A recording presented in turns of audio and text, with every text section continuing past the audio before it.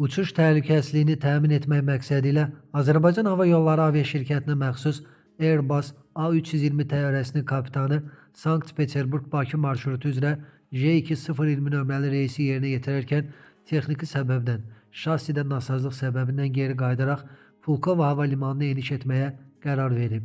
Doğru Xəbər Azərbaycan bildirir ki, bu barədə Azal məlumat yayıb. Bildirilib ki, bütün təhlükəsizlik prosedurlarına uyğun olaraq ekipaj enişdən əvvəl yanacağın müəyyən hissəsini sərf etməklə lazımi tədbirləri yerinə yetirib. Təyinat üzrə müəyyən edilmiş qaydalara əsasən Sankt-Peterburq hava limanında fövqəladə və xilasetmə xidmətləri yüksək hazırlıq vəziyyətinə gətirilib. Təyyarə Bakı vaxtı ilə saat 04:43-də Pulkovo hava limanına uğurla enib. Eniş zamanı hava gəmisi uçuş enmə zolağından cüzi kənara çıxıb. Göyərtədə olan 155 sərnişin operativ şəkildə təxliyə olunub, xəsarət alan yoxdur. Sankt-Peterburqdan Bakıya sərnişinlərin daşınması üçün artıq digər Azal təyyarəsi göndərilib. Azal sərnişinlərə göstərdikləri təmkin və anlayış üçün təşəkkürünü bildirir.